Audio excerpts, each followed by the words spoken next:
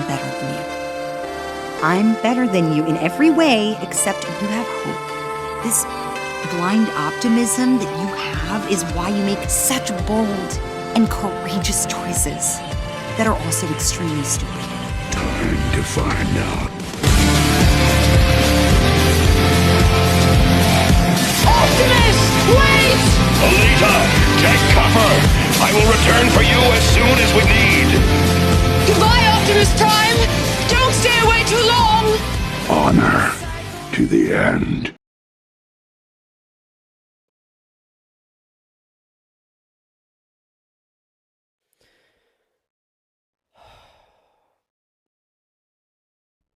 Today is a really unfortunate day. As you can see, we lost a legend. And not just a legend. We lost an icon to the Transformers franchise and to the world in general. A voice of generations has unfortunately passed today. One of my childhood heroes. One of my favorite people in the whole entire world who voices my favorite character out of any franchise and voices my favorite character out of any media ever. This figurine of Optimus is one of my oldest figurines that I have.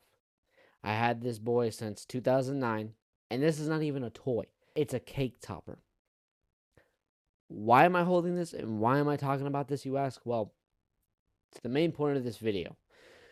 Peter Cullen has unfortunately passed away. And I received this unfortunate news by my dad, who texted me at work earlier this morning and told me that Peter has died. I thought he was joking. I really thought that he was joking around, but he was not. He would not be joking around with me.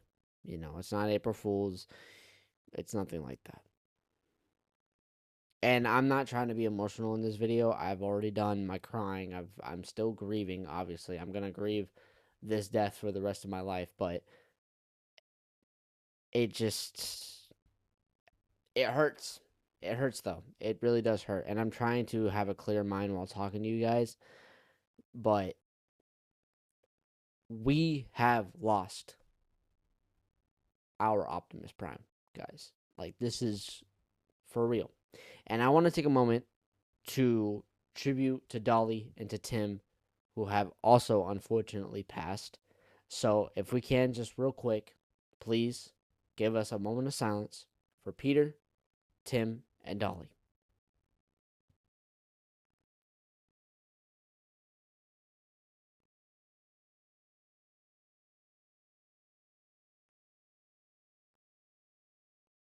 Thank you. So, what is the point of this video? Well, it's a tribute to Peter. I pray that they all rest well, because I know they're in a better place. Peter, you have been the biggest inspiration to me in my entire life. I cannot think of anyone else in my life, really besides Jesus, who has been the biggest inspiration to me. Ever since, pretty much since I was born, I have watched and seen the first 2 seasons of the Transformer franchise for the cartoon and the Bayverse films. Bayverse Prime, let me grab my blockies real quick, will always be my favorite Optimus because I think that he is the most realistic, and I just really love the way that he's portrayed in the movies. So, I don't really know what to say, guys. Like, I truly am trying to just say how I'm feeling, but it's so bizarre to know that my childhood hero is gone.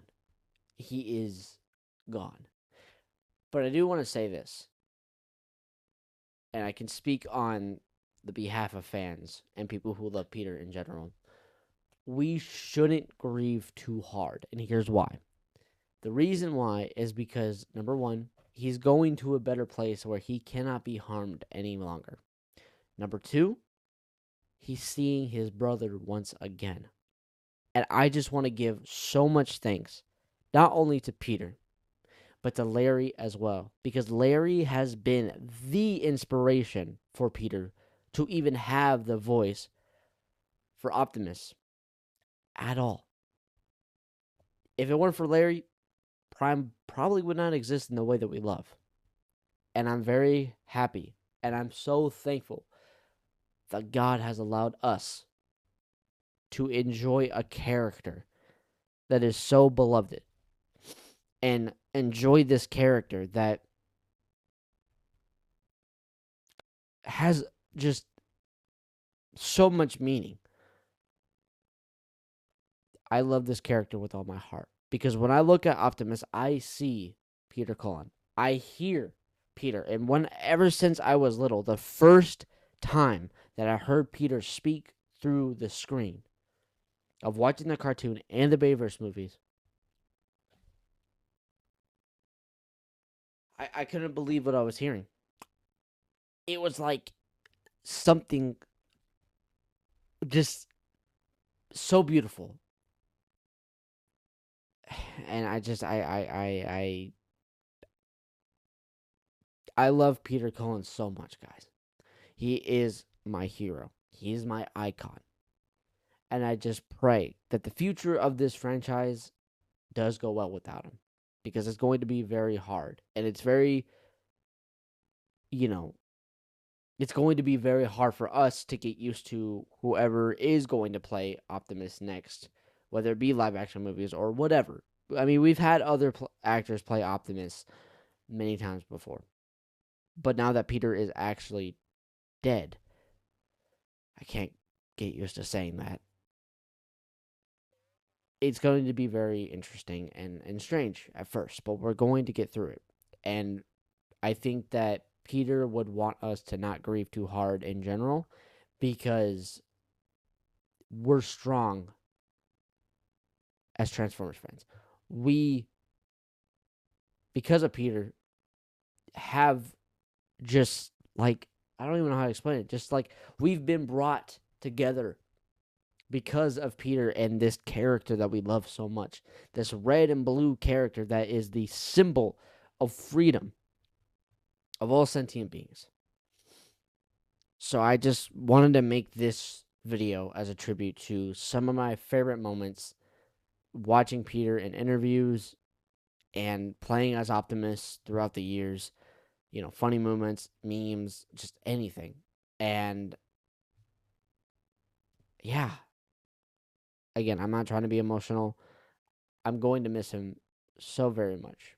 But I'm very thankful that I've been able to live a life being able to see this character grow in many different ways and just hearing such a wonderful man play him. Like I said, I've done my crying and I've done a lot of grieving today. And today was unexpected. I was at work and seeing the text that my dad sent me. As soon as I saw on Google that he was dead, I threw my phone instantly. I could not believe my eyes.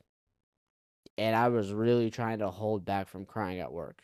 I did a little bit, but there was a time that it slipped out and I had to let go. I really did because I can't fathom with the fact that Peter Cullen is gone.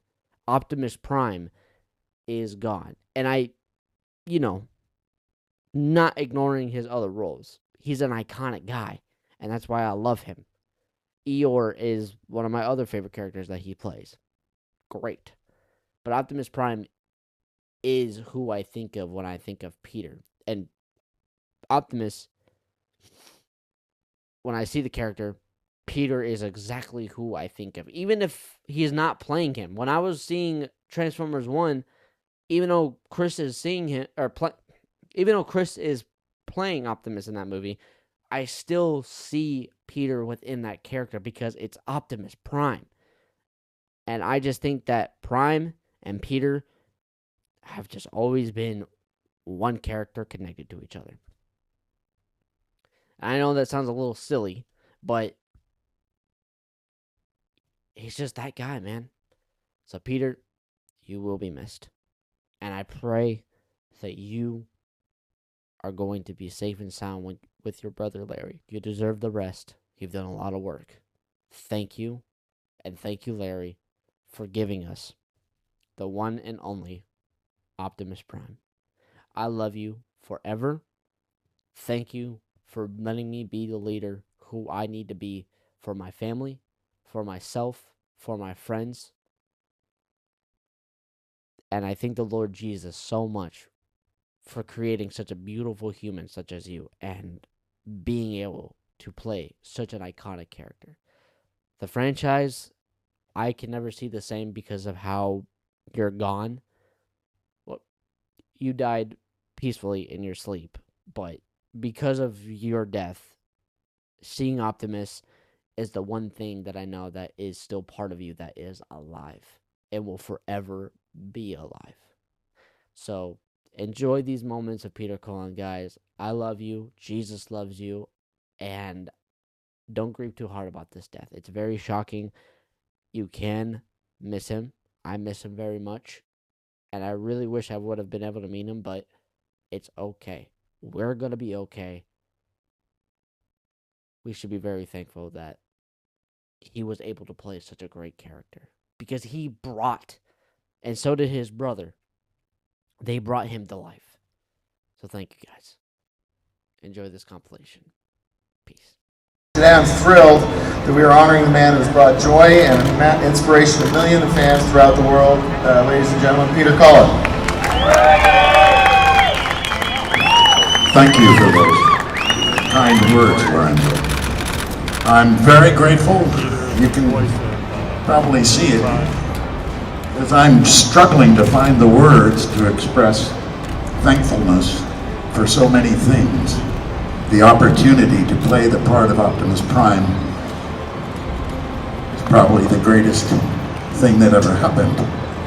I am grateful for the conception of the character, for the ability to be able to connect with so many young people through so many generations, and a bond of heart that goes out to them for making it possible with Paramount Pictures.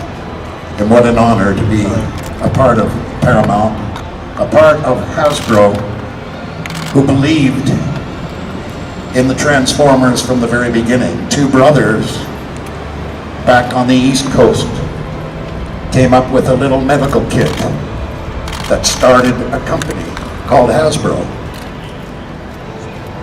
Many, many years later, two brothers would get together again. My brother Larry, Captain Henry Lawrence, Larry Cullen, United States Marine Corps, K Company, 3rd Battalion, 5th Marines.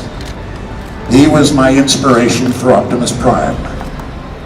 He told me to be strong, but he told me to be gentle, to be compassionate.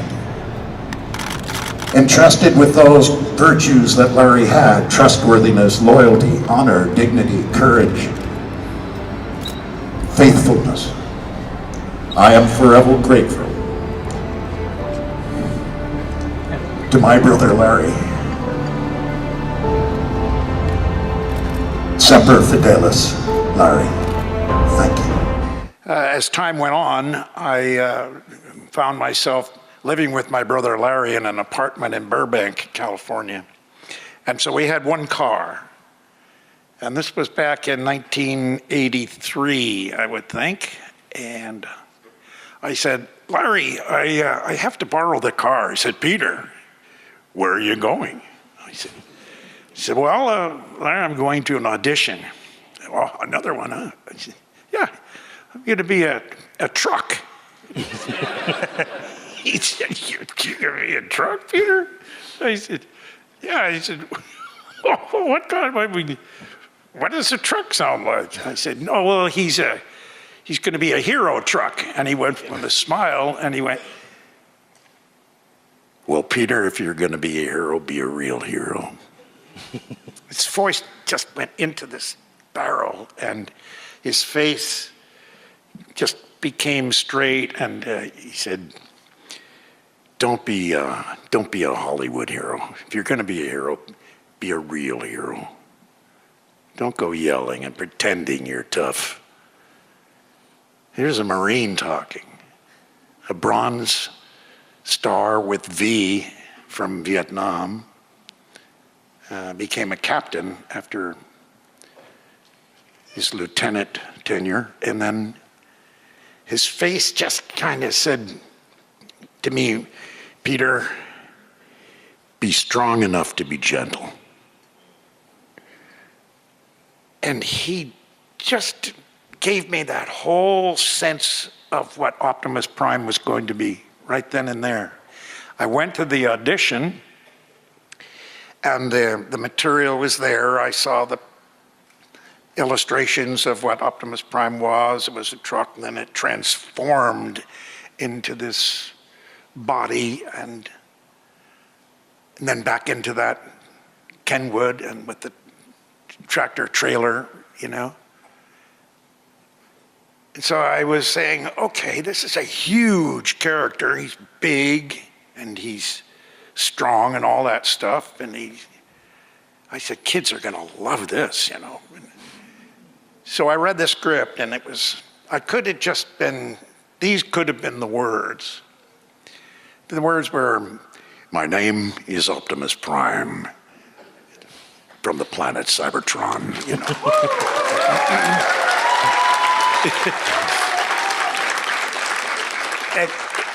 It just flowed out of me, and I could very well have said, my name is Larry Cullen, United States Marine Corps, you know.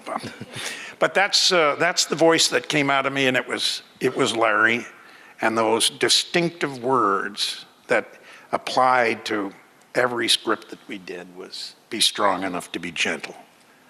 And that's carried me all the way through since 1984. Until 1986 when they, you're out of here, Cullen, you're out of here.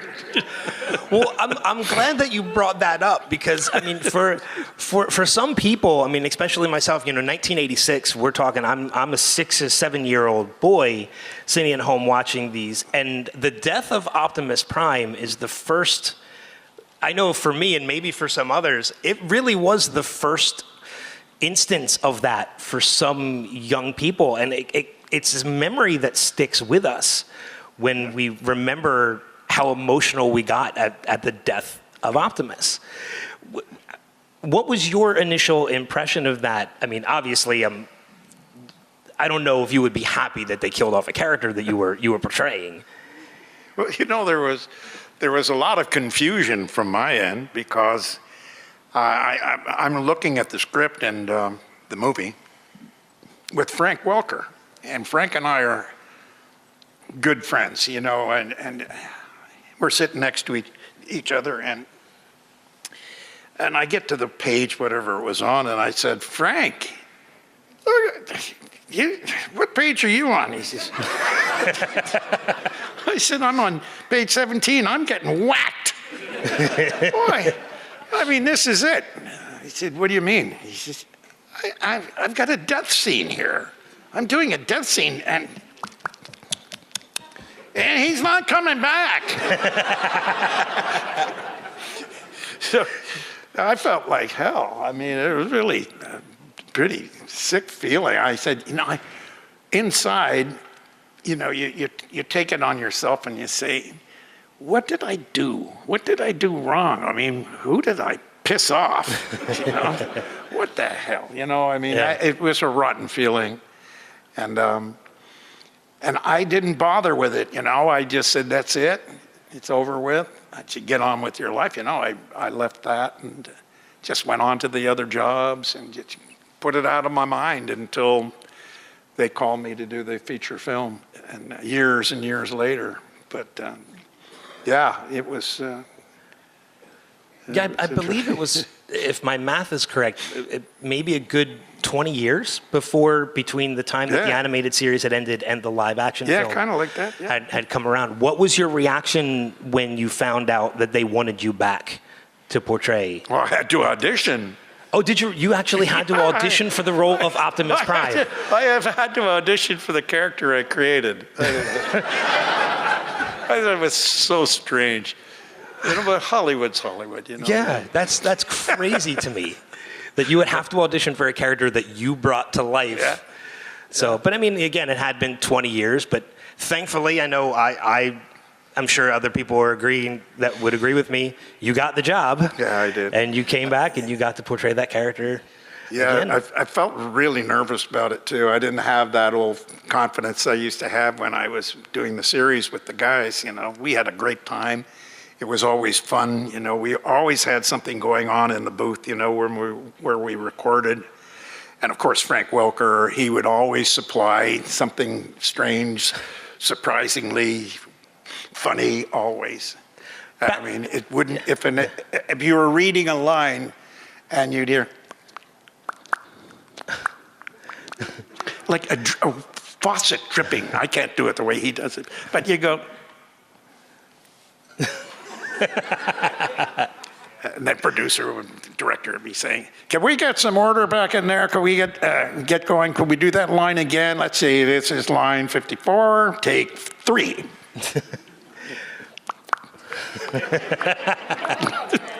Little drips. Or you do an electric motor or, you know, an elevator from behind the wall. We had so much fun doing that. Going back a long time, in 1984, G1, for all you G1s, small little TV box, a little cartoon in faded colors, doing more than meets the eye. Autobots transform and roll out. A little higher in tone, everything else, you know. And then Megatron sounded like, I am Megatron G1. you'll never accomplish it, Megatron. Remember all that? You know? Yeah. Everything was intense like this to fill that little box. And then, of course, you know, the movie comes along, and Michael Bay said to me, he said, Peter, you're going to be 45 feet tall. You know, and so we were in an airplane hangar down in Long Beach, an airplane hangar. And they have a picture of Optimus Prime on top of a crane, so all the actors could relate to where the voice was coming from. 45 feet tall. And at first, you know, he wanted to know, you know, can you make it bigger? Can you make it bigger? Because the character is very big. I said, well, he's going to sound pretty much the way he sounded. And then I thought about it, you know. I saw this mock-up, and I went, no, it has to be lower. It has to be lower. It had to be deeper. Instead of all the yelling we did in G1, you know. Yeah. Autobot, you know, no, it's Autobots transform. You know, a little deeper. Yeah. Soundwave, if you come up on the microphone and you do this, I remember this, and I'm telling you the story because of my first working with Michael on Soundwave. He says, okay, Frank, let's hear your Soundwave. And we're just doing it in the office on a, I don't know what you call that, but it was a little silver machine with beautiful microphones, but not a huge studio. So when you hear it bare, like, This is Soundwave. I am here, my liege. Do not worry. I will report back, Megatron. nothing. But if you move in on that mic And really relax the voice. It gets very large. So I remember Michael saying, okay. Guys, what do you think? And they were going, because it's just a weird thing that you can do with your voice to make it translate. So you don't always have to yell and scream really loud to get those subtle emotions. He knows how to make mic work. No, he knows how to make, he knows how to work a mic. Yeah. or Michael Bay too, work him. And for like Soundwave, I'm a fan of his voice in G1, like Soundwave Superior, you know, like that robotic voice. Did you try to add that, or did you try to have a new take when you did the film? Actually, you mean the dialogue Or just like the way just the his sound? voice sounds. Actually, the sound that we did in G1, they used some kind of vocal cord, or not vocal cord, but what do they call those things? Cord? Vocalizer, whatever. Yeah, something. But they used a mechanical technique thrown onto my voice. And if you go over .008, oh, that's a breathalyzer. Voice quarter. What? Voice quarter. Voice quarter. No. But combining those two, that's how we did that. But no, I think for Soundwave in the feature, it was pretty much bare, but with maybe just a little bit of extra sound thrown into it. But still moving into that microphone. Sweet. And I got one more question. I'm sorry, all the time. I'd like to tell you about Frank Welker, the early years. Oh. You can keep on going. No, I'm sorry. Yeah. The internet had so much going for it, you know, for my inclusion into that, that they eventually, you know, said, okay, you know, let's get him, okay, or whatever they do. And anyway, I went to the audition with Michael Bay, and I said, I was very nervous. I mean, I was really nervous. And I was also, they were auditioning for Ironhide. And so there was a scene, and there was a girl reading Ironhide, and then Optimus Prime. Michael Bay is sitting here, the girl is sitting here, somebody's sitting there, I'm sitting here. And she started reading Ironhide. She said, well, whatever the line was, and I said, here, let me take that. I do Ironhide. Oh, come on, Prime, let's kick some butt. And whatever the line was, you know, not now, Ironhide. Relax, cool it. We'll get them on our own time. Oh, I want to do it now, Prime, no. And Michael Bay sitting there going, did I hear that? You know, was that? Okay, that's enough of that. That's enough. And the girl was sitting there going, she's looking straight up at me like this. It was bizarre. I was nervous. You know, who knows? You know, you just give it your shot. Give it everything you have. And you say, you walk away, you're getting into your car, and you're saying, what am I doing here? I just auditioned for Ironhide and Optimus Prime. That had to get you the job, though. Just portraying both of those for Michael Bay and just seeing him drop-jawed. Well, I don't know if he dropped. I made that up. Sorry, Michael, if you're out there. I buy it. So he said, Peter, where are you going today? He said, well, what, you need the car? He said, no, I just want to know where you're going. I said, I'm going to audition. I'm going to be, I'm auditioning as a truck. And he did the same thing. And so I said, but Larry, evidently he's a hero truck. He's a hero. And his face got somber, and he said, Peter, if you're going to be a hero, be a real hero. Don't be a Hollywood hero type with all the BS and all the yelling and screaming and trying to be tough. Be strong enough to be gentle. Okay, Larry, yeah. So as his voice is ringing in my ears as I'm driving to the audition, and I read the copy, and Larry is just coming out. His voice, the way he talked to me, and it said, you know, I'm Optimus Prime. No, it was, my name is Optimus Prime.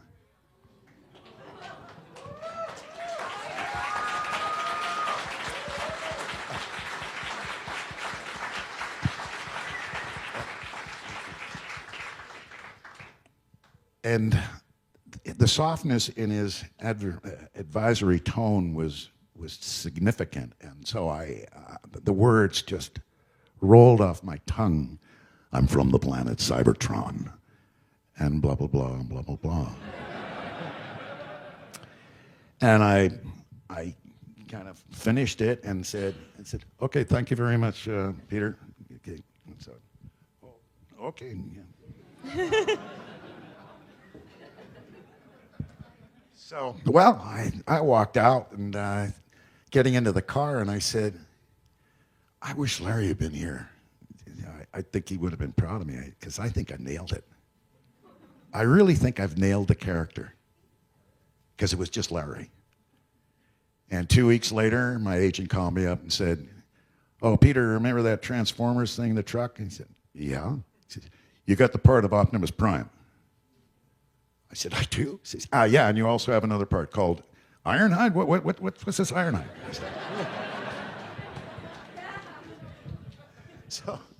So that was the beginning. That was the launch. Did that answer the question, do you think? I think it answered the question.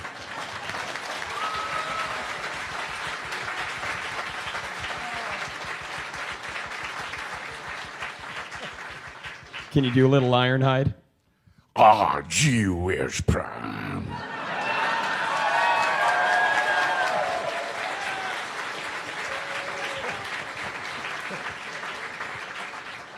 Calm down, Ironhide. I just want to kick some butt, Prime.